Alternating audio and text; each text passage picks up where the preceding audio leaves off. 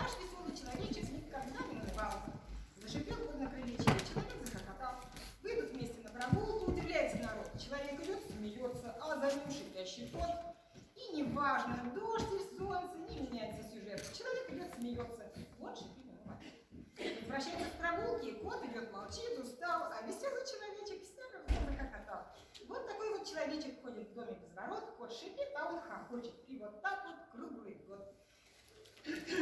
Александр Гречининов, весельчак, исполняет Эрика Кэш.